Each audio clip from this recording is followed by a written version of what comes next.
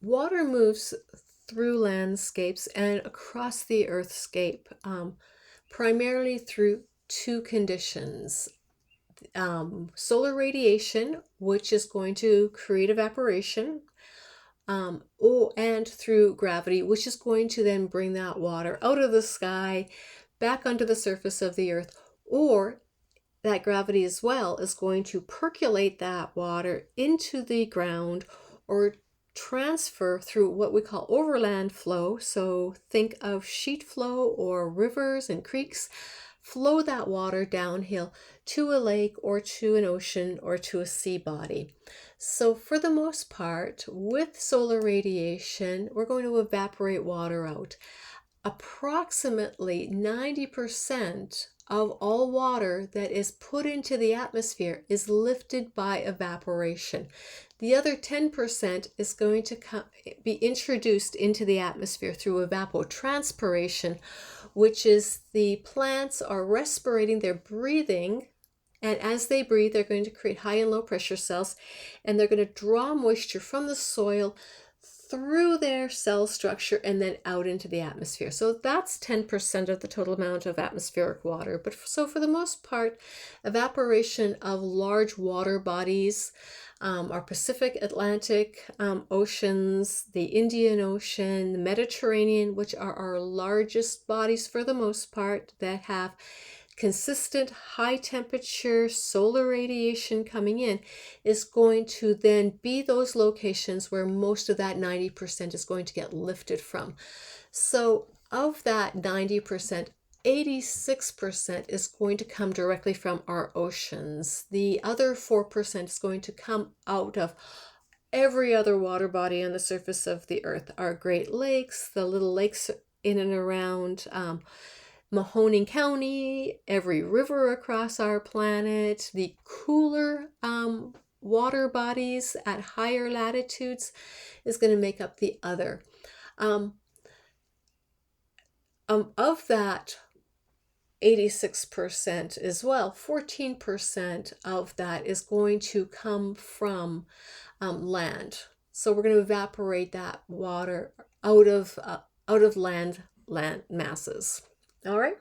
As I said before, evapotranspiration is going to make up about 10% of the total volume of water, which is lifted into the atmosphere. So that's, all of those plants that are breathing and doing their thing. That hydrological cycle, which has lifted that water into the atmosphere, is then going to contain that water in two forms, either as a gas, or we're going to condense that water out into a cloud mass. Once it's in a cloud mass, that water is going to become available for precipitation.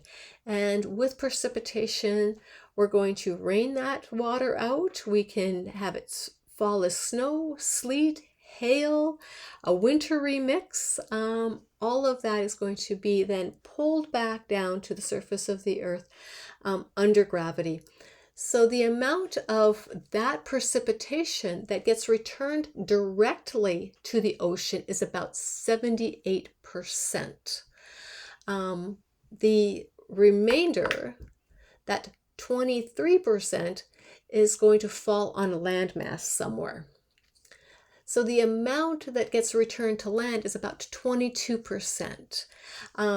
There's a little bit of a percent difference in that because 2% gets evected from land. All right. So I want you to consider that. So most of you have spent some time with the hydrological cycle in grade school at some point in your educational time. So I'm not going to belabor this point, but what should be familiar to you here is we're evaporating water, putting it in a cloud. That cloud then moves to a landscape or a seascape. It rains down on top of the surface of the earth, and then it returns back to a body of water.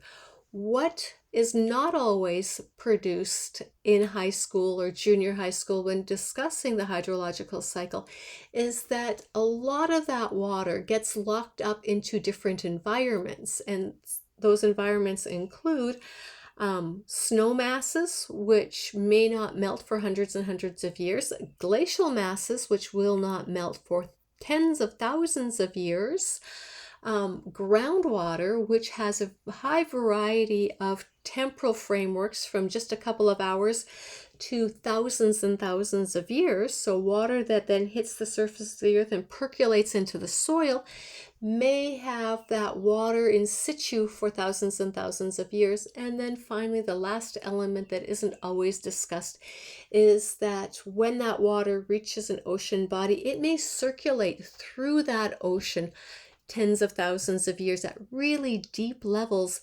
before it finds its way to the surface, where it can be evaporated back out and then reintroduced as a cloud somewhere.